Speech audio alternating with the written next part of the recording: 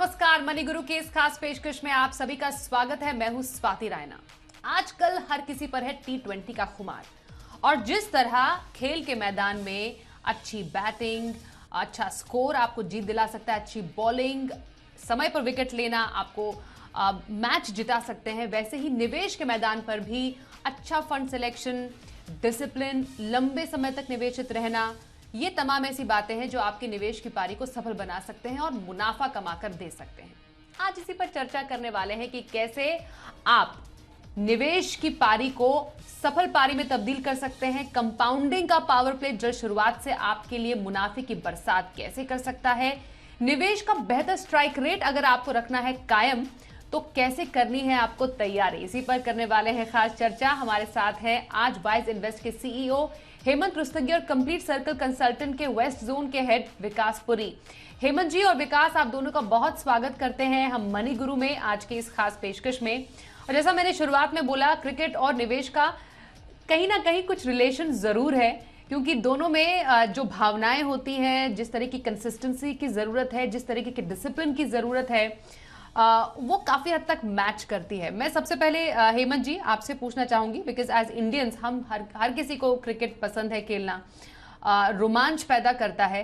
बिल्कुल उसी तरह निवेश की पारी की भी किसी को अगर शुरुआत करनी है, जस्ट लाइक जैसे कोई किसी एक मैच की शुरुआत होती है, पहला स्टेप क्या होना चाहिए?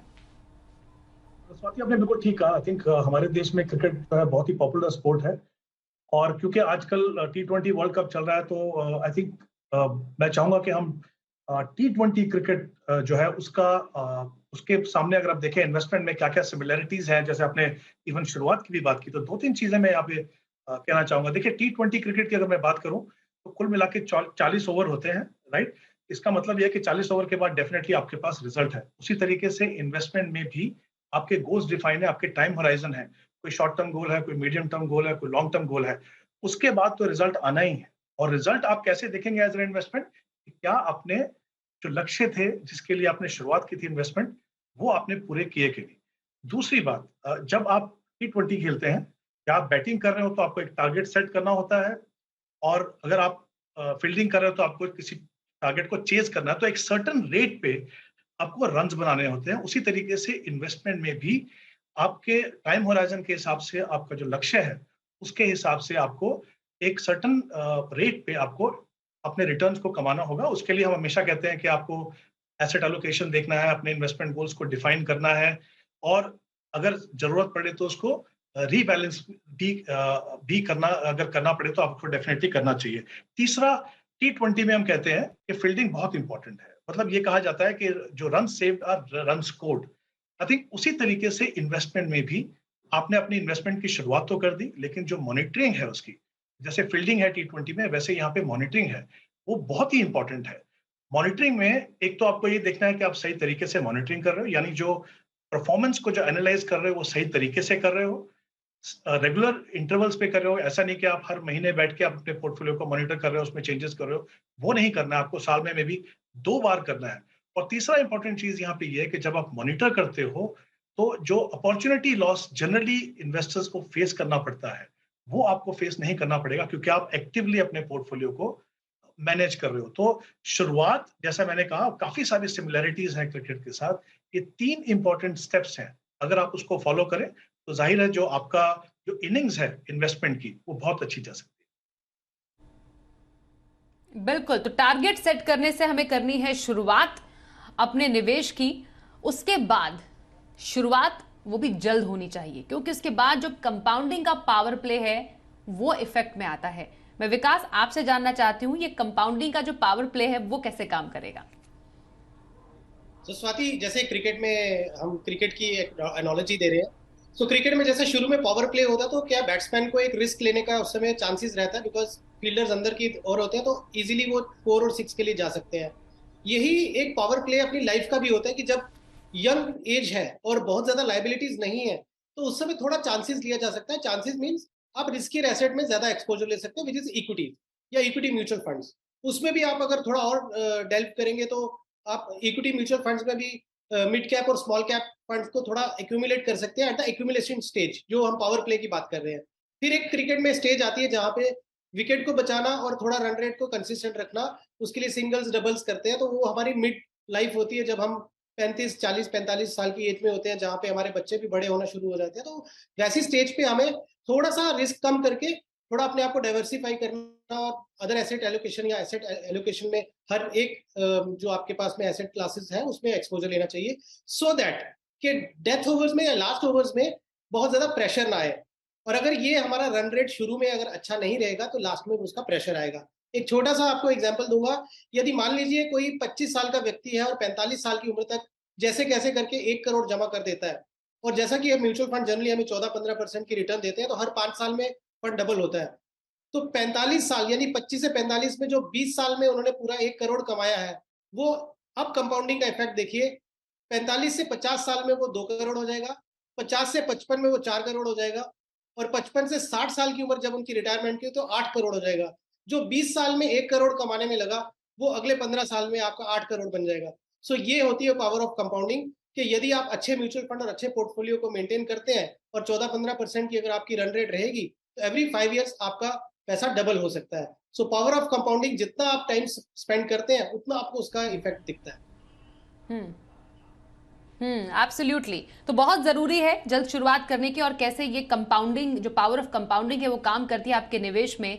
ये कहते हैं ना कि इट वर्क्स वंडर्स, आपका पैसे से पैसा डबल ट्रिपल होता जाता है। तो आप समझते हैं कि हाँ, किस तरीके से आपकी पूंजी बढ़ती चली जा रही है।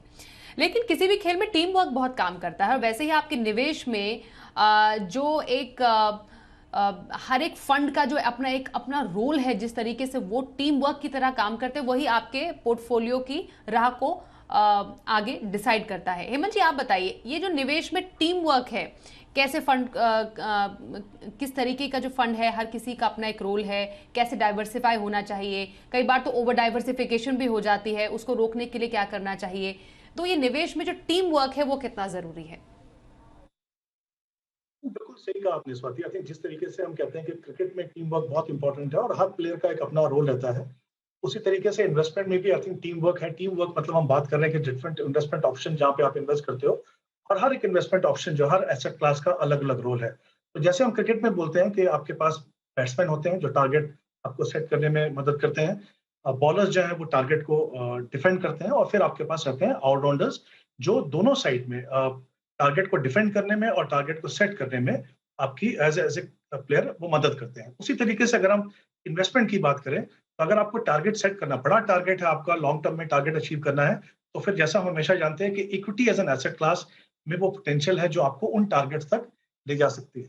कभी आपके लक्ष्य ऐसे हो कि आपको अपने कैपिटल प्रोटेक्शन करनी है और एक हेल्दी रेट ऑफ रिटर्न चाहिए, तो वहां पे फिर जैसे बॉलर्स होते हैं वैसे उस तरीके से जो डेट है वो आपकी मदद करता है। और फिर एक ऑप्शन है हमारे पास, अगर आपका टाइम होराइजन मान लीजिए मीडियम टर्म पे है और आप चाहते हैं कि ग्रोथ भी मिले और थोड़ी कैपिटल प्रोटेक्शन भी हो, तो वहां पे आपके पास जैसे ऑलराउंडर्स होते हैं क्रिकेट में, वैसे आपके पास हाइब्रिड फंड है।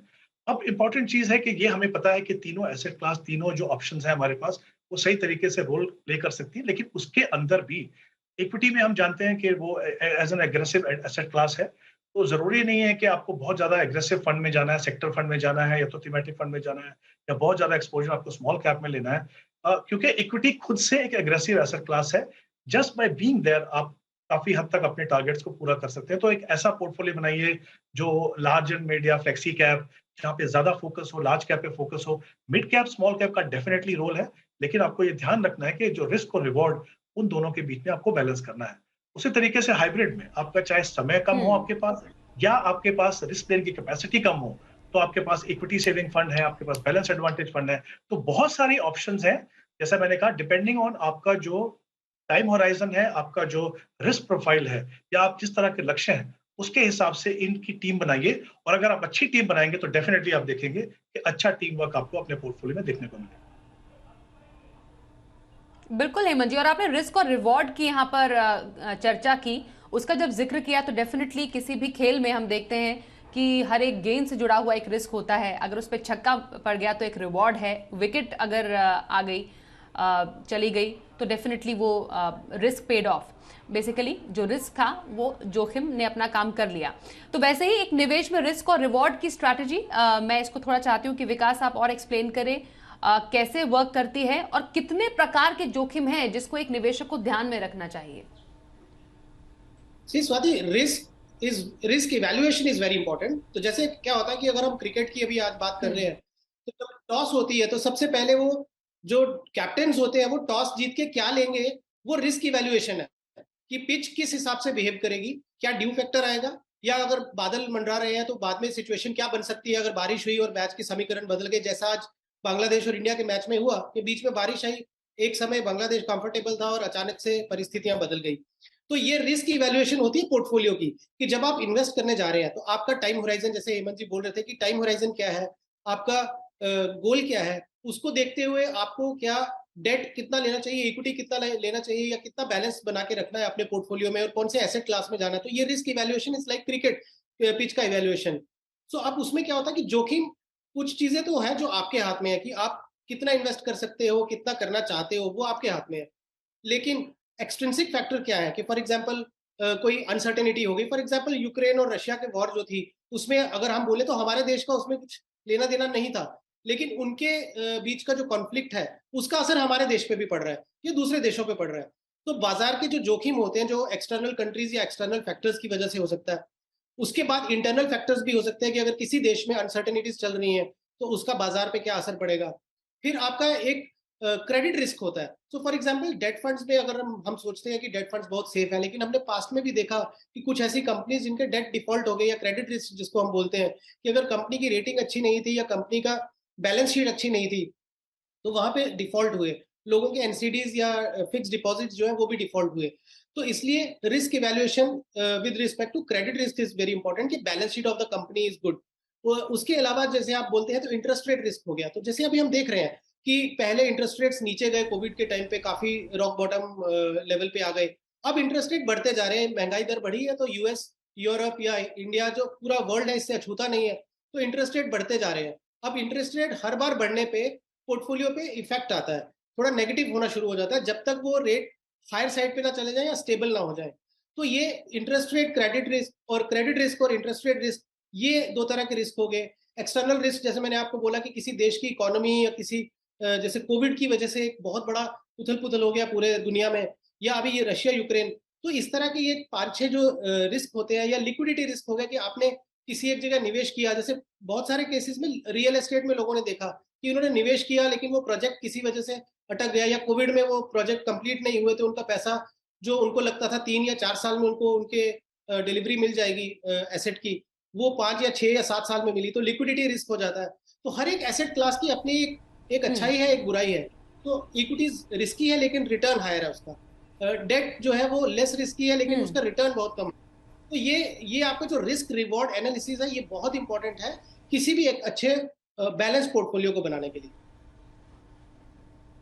ओके, तो रिस्क और रिवॉर्ड को समझना बेहद जरूरी। और यूजुअली क्या होता है हेमंत जी, कभी भी किसी खेल में हम T20 की बात करें, जल्दबाजी कई बार बहुत भारी पड़ती है। बहुत छोटा फॉर्मेट है तो आपको जल्दबाजी तो दिखानी पड़ेगी भी, लेकिन कई बार वो फैसला गलत भी साबित हो जाता है। निवेश में भी हमने कई बार देखा है, कभी किसी वजह से हम जब जल्दबाजी कर बैठते हैं, स्पेशली पिछले कुछ सालों में हमने देखा, मार्केट के मूड को देखकर जल्दबाजी करके निवेश को या तो रोक दिया या तो छोड़ दिया, तो कई लोगों के पोर्टफोलियो पर भारी पड़ गया। तो जल्दबाजी में फैसले लेने के और क्या नुकसान? स्वाति, आपने बिल्कुल ठीक कहा। जैसे अगर हम क्रिकेट की बात करें पहले, तो जैसे हमने देखा कि जैसा आपने बिल्कुल सही कहा कि T20 बहुत छोटा फॉर्मेट है, बहुत छोटा सा मैच है, 4 घंटे में मैच खत्म होता है। तो आई थिंक उससे बढ़िया लेसन आपको कहीं से नहीं मिलेगा कि आपको पैनिक नहीं करना। जो हमने देखा है कि 20 ओवर में इतनी बार सिचुएशन बदलती है, कभी टीम कंफर्टेबल है, कभी सडनली आपके लिए सिचुएशन बहुत चैलेंजिंग हो जाती है। और अंत में हमने यही देखा है, अगर आप करंट वर्ल्ड कप की भी देखें तो 2 मैचेस, इंडिया का जो पाकिस्तान से मैच और आज भी जो मैच हुआ बांग्लादेश से, दोनों में अगर आपने देखा कि जिस टीम ने अपना नर्व को होल्ड करके रखा, जिन्होंने पैनिक नहीं किया, उन्होंने वो मैच जीता। इसी तरीके से जब आप इन्वेस्टमेंट करते हो, तो स्पेशली जब आप मार्केट लिंक में आप इन्वेस्ट करते हो, मार्केट लिंक प्रोडक्ट जैसे म्यूचुअल फंड है, चाहे वो डेट फंड भी क्यों ना हो, चाहे वो इक्विटी हो या हाइब्रिड हो, क्योंकि मार्केट में वॉलेटिलिटी जो है बहुत ही नेचुरल फिनोमिना है, तो उसमें गिरावट आपको देखने को मिलेगी अपने पोर्टफोलियो में। उस समय पे अगर आप पैनिक करेंगे, अपना एसआईपी रोक देंगे या अपनी एसेट एलोकेशन को चेंज कर देंगे, तो उसका खामियाजा आपको लॉन्ग टर्म में काफी भरना पड़ेगा। तो important lesson I think T20 cricket से ये है कि आपको पैनिक बिल्कुल नहीं करना है। आप अपने गोल जो है उनके ऊपर फोकस करते रहिए। अगर आप मान लीजिए रिटायरमेंट के लिए प्लानिंग कर रहे हो, उसमें अगर 15-20 साल है और आज अगर मार्केट वॉलेटाइल है, तो कोई कारण नहीं है कि आप आज की मार्केट से घबरा के अपने इन्वेस्टमेंट में कोई बदलाव करें। इनफैक्ट ये आपके लिए अच्छा मौका है, स्पेशली अगर आप एक डिसिप्लिन इन्वेस्टर हो, कि आप नीचे के लेवल में जो इन्वेस्ट कर रहे हो, आपकी एवरेज कॉस्ट नीचे आती है, आपके पास निवेश करने का मौका भी रहता है। तो आपको टाइमिंग नहीं करनी है, लेकिन आपके पास अगर एडिशनल कुछ पैसा है करने के लिए, तो आपको वहाँ पे मौके ढूंढने चाहिए। तो मुझे लगता है पैनिक बिल्कुल नहीं करना चाहिए। अपना जो एसेट एलोकेशन है उस पे फोकस करो, अपने टाइम होराइजन पे फोकस करो। और अगर आप एक आपकी जो assumption है रिटर्न की स्टार्टिंग में वो काफी अगर रीजनेबल है, तो कोई कारण नहीं है कि despite all this volatility, despite all this challenges, कि आप अपने किसी भी लक्ष्य को पूरा नहीं कर पाए। तो एज एन इन्वेस्टर कभी भी आपको पैनिक नहीं करना। जैसे मैंने कहा, अपना फोकस कीजिए अपने इन्वेस्टमेंट प्लान के ऊपर। म्यूचुअल फंड गाइड में जानेंगे आज कैसे करें फंड सिलेक्शन। हमारे साथ वाइज इन्वेस्ट प्राइवेट लिमिटेड के हेमंत रुस्तगी और साथ ही कंप्लीट सर्कल कंसल्टेंट्स के विकास पुरी हैं। सिलेक्शन बहुत इंपॉर्टेंट होता है। कौन सी टीम होनी चाहिए, उसका फॉर्मेशन क्या होगा, किस तरीके से वो टीम मैच जीत सकती है, वैसे ही आप उतना ही इंपॉर्टेंट है कैसे अलग साइकिल्स में वो फंड आपके लिए मददगार साबित हो सकता है। हेमंत जी, फंड चुनने का फिर जो या फंड सिलेक्शन का सही तरीका क्या हो? परफॉर्मेंस हम फंड चुनने की बात करते हैं तो कुछ पैरामीटर्स हैं जो आपको ध्यान में रखने चाहिए। सबसे पहले तो आपकी जो एसेट एलोकेशन है वो क्या है, यानी आपको कौन सा पैसा लॉन्ग टर्म में लगाना है, इक्विटी में, कौन सा डेट में, और कौन सा आपको हाइब्रिड में लगाना है। सीधे सीधे अगर आप फंड सिलेक्शन में जाएंगे तो वहाँ कहीं ना कहीं गलती होती है। तो एसेट एलोकेशन से शुरुआत होगी। दूसरी बात, मुझे लगता है एक काफी इंपॉर्टेंट पैरामीटर है, वो है परफॉर्मेंस का। लेकिन वहाँ पे शॉर्ट टर्म परफॉर्मेंस आपको नहीं देखनी है, क्योंकि शॉर्ट टर्म परफॉर्मेंस आप देखेंगे तो या तो आप काफी एग्रेसिव फंड्स में इन्वेस्ट करेंगे जब मार्केट अच्छा करता है, sector fund, thematic fund, small cap fund, या बहुत ज्यादा एग्रेसिव मिड कैप फंड, वो आपको नहीं करना है। आपको अगर परफॉर्मेंस देखनी है तो लॉन्ग टर्म परफॉर्मेंस देखनी है, क्योंकि शॉर्ट टर्म परफॉर्मेंस से अगर आप बाजार अच्छा कर रहा है तो बहुत एग्रेसिव पोर्टफोलियो बनेगा। अगर बाजार अच्छा नहीं कर रहा है और आप उसको देख के अगर अपनी इन्वेस्टमेंट कर रहे हो तो फिर आपका ज्यादा एलोकेशन जो है वो सेफर इंस्ट्रूमेंट जैसे डेट वगैरह में चला जाएगा, जो भी आपके लॉन्ग टर्म के इन्वेस्टमेंट प्रोसेस के लिए बिल्कुल सही नहीं है। तो परफॉर्मेंस एक इंपॉर्टेंट क्राइटेरिया है ऑब्वियसली, बट लेकिन आपको लॉन्ग टर्म परफॉर्मेंस देखनी है। बट सबसे इंपॉर्टेंट क्राइटेरिया मेरे हिसाब से, जैसा मैंने पहले कहा, वो है सुटेबिलिटी। आपकी रिक्वायरमेंट के हिसाब से कौन सा फंड सुटेबल है, पहले एसेट एलोकेशन, और उसके बाद उन फंड में जाइए जो कंसिस्टेंटली परफॉर्म कर रहे हो विज़-ए-वी पीयर ग्रुप, यानी उसका बेंचमार्क के सामने और उनके जो पीयर ग्रुप की जो एवरेज है उसके सामने इन फंड्स ने कैसा परफॉर्म किया है। अगर ये इन दो कसौटी पे खरा उतरते हैं आपके फंड, तो डेफिनेटली उनमें बने रहिए। और ऐसा नहीं है कि अगर कोई पीरियड आया जहां पे आपको लगे कि उतार चढ़ाव की वजह से थोड़ा परफॉर्मेंस डिप कर रहा है, तो वहां से निकलना नहीं है, अगर इसकी परफॉर्मेंस ट्रैक रिकॉर्ड जो है वो प्रूवन है तो। ओके, क्रिकेट में भी हमने देखा है कि हर बार जो स्टार बल्लेबाज होता है वो शतक नहीं जड़ता है, डक पर आउट होता है, और बाकी जो बल्लेबाज होते हैं, मे बी टेल एंडर्स होते हैं, वो मैच जिता देते हैं। वैसे ही स्टार रेटिंग वाले फंड बहुत सारे होते हैं विकास, जिनको स्टार रेटिंग दी जाती है, लेकिन जरूरी नहीं है कि वो अच्छे प्रदर्शन का पैमाना हो। तो क्या कहेंगे आप, रेटिंग देखकर फंड चूज करना चाहिए? See, rating is not the only criteria. आपको ये भी देखना पड़ेगा कि फंड की फिलोसफी क्या है, अंडरलाइंग एसेट्स क्या है। बहुत बार ऐसा होता है कि एक बहुत अच्छा फंड है, फॉर एग्जांपल अगर हम एक डिजिटल फंड है जो टेक्नोलॉजी फंड्स हैं, अगर उनका आज भी अगर आप 4 से 5 साल का CAGR देखेंगे तो वो 20% प्लस होगा। लेकिन अगर पिछले 1 साल का देखेंगे तो वो 20-23% डाउन है। सो अब ये हम ये नहीं बोल सकते कि जिसने पिछले 4 साल में बहुत अच्छा किया या 3 साल बहुत अच्छा किया तो वो आगे 3 साल भी बहुत अच्छा करेगा। अप्स एंड डाउन, जैसा आपने बोला कि स्टार खिलाड़ी भी कई बार जीरो पे आउट होते हैं, तो वैसे ही मार्केट की परिस्थितियां, जैसे हमने बोला कि अलग अलग कारणों से बदलती रहती हैं। तो बहुत सारे सेक्टर्स या बहुत सारी कंपनीज होती हैं, उनके ऊपर इम्पैक्ट आता है। वो शॉर्ट टर्म भी हो सकता है, मीडियम टर्म इम्पैक्ट भी हो सकता है। या जैसे डॉलर बहुत ज्यादा बढ़ जाता है तो मेटल स्पेस में बहुत ज्यादा करेक्शन आना शुरू हो जाती है। तो इसलिए आपको ये देखना चाहिए कि यहाँ से फ्यूचर आउटलुक क्या है। जैसे हम क्रिकेट में देखते हैं कि अब पिच जो है किस तरीके से बिहेव कर रही है और हमें कितने रन चाहिए कितने ओवर में, अब यहाँ से हम क्या स्ट्रैटेजी रखें। तो आपने जो शुरू के 5 या 10 ओवर में स्ट्रैटेजी रखी बैटिंग की या बॉलिंग की, वो सेम नहीं रहेगी, वो हमेशा चेंज हो जाएगी। इसी तरीके से निवेश में भी आपको फंड्स ये देखना चाहिए कि यहाँ से फ्यूचर आउटलुक क्या दिख रही है, उसको मद्देनजर रखते हुए मुझे किस तरह के एसेट क्लास में एक्सपोजर लेना चाहिए। पिछले जब 1 साल 2 साल में जब इंटरेस्ट रेट्स बहुत रॉक बॉटम थे, बहुत नीचे थे, तो फिक्स डिपॉजिट्स इतने अट्रैक्टिव नहीं थे।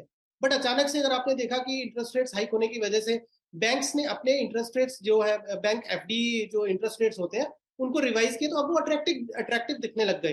तो इसीलिए अचानक से 2 साल में परिस्थितियां एकदम लो से हाई पे आना शुरू हो गई फॉर फिक्स्ड डिपॉजिट्स और फिक्स्ड इनकम। वैसे ही अगर आप कोविड के टाइम पे देखेंगे अप्रैल मई में, सो इक्विटी बाजार जो था वो 8,000 निफ्टी के लेवल्स पे आ गया था और वहां पे बहुत अट्रैक्टिव था। तो इसलिए स्ट्रैटेजी यही बोलती है कि आप जब करेक्शंस हुई हैं उसको यूज करिए और इक्विटी फंड्स में एक्सपोजर लीजिए। तो फ्यूचर आउटलुक को देखते हुए करिए, पिछली स्टार रेटिंग को देख के मत करिए। वो कई बार जरूरी नहीं है कि वो कंसिस्टेंसी मेंटेन रहेगी। ओके हेमंत जी, आखिरी सवाल आपसे होगा। ये तो हम फंड सिलेक्शन का पैमाना देख रहे हैं। कई बार हमें कई फंड से निकलना भी पड़ता है क्योंकि परफॉर्मेंस अच्छी नहीं है, जैसे किसी टीम में होता है। कई बार खिलाड़ियों को ड्रॉप भी करना पड़ता है क्योंकि वो फॉर्म में नहीं होते हैं। उसका पैमाना क्या हो?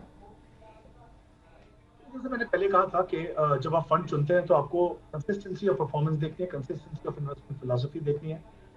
और जैसा मैंने पहले कहा कि हर फंड मैनेजर और हर फंड की लाइफ में ऐसी सिचुएशन आएंगी जहां पे आपको दिखेंगे कि वो फंड शायद उतना अच्छा नहीं कर रहा जितना पहले कर रहा है। इसका मतलब ये नहीं है कि वो फंड खराब हो गया। कभी कभी क्या होता है कि किसी फंड की जो इन्वेस्टमेंट स्ट्रेटजी है, जो सेक्टर एलोकेशन है, क्योंकि जो पैसा है वो एक सेट ऑफ सेक्टर से दूसरे सेट ऑफ सेक्टर में मूव करता है, स्पेशली मार्केट के हिसाब से। तो ऐसा नहीं है कि अगर फंड कुछ सर्टेन पीरियड के लिए अच्छा नहीं कर रहा तो इसका मतलब ये कि वो फंड खराब हो गया या इन्वेस्टमेंट जो फंड मैनेजर उसकी फिलॉसफी काम नहीं कर रही है।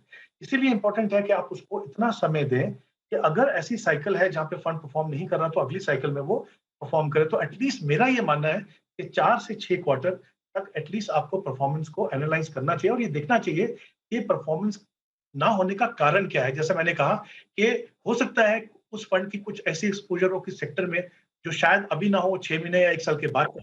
तो पोर्टफोलियो में सारे एक जैसे फंड नहीं होने चाहिए, ऐसे फंड भी हों जिनकी स्ट्रेटजी अलग हो। तो निकलने से पहले ये देखिए कि कारण क्या है। दूसरा ये देखना है कि उनका एक्सपोजर क्या है, क्या आपके पोर्टफोलियो में वो ज्यादा एक्सपोजर तो नहीं है उसका। ये 2-3 कारण है मुझे लगता है देखने के लिए। हाँ, फिर भी अगर आपको लगे कि अभी इतना टाइम देने के बाद भी फंड की एवरेज, जैसा मैंने कहा, रिटर्न जो है वो उस कैटेगरी के एवरेज से कंसिस्टेंटली कम है, तो फिर आपको हेजिटेट नहीं करना चाहिए क्योंकि जैसा मैंने पहले भी कहा फिर ये तरीके से एक अपॉर्चुनिटी लॉस होगा। तो ये 2-3 चीजों का ध्यान रखिए निकलने से। एब्सोल्युटली। तो बिल्कुल फंड के फॉर्म में रहने या नहीं रहने के कई सारे पैरामीटर्स हैं जिसको आप जान और पहचान सकते हैं, जिसका जिक्र हेमंत जी ने किया। बहुत धन्यवाद करेंगे हेमंत रुस्तगी जी आपका, और साथ ही विकासपुरी आपका भी। बहुत ही दिलचस्प चर्चा हमारे साथ आज करने के लिए मनी गुरु में बहुत धन्यवाद।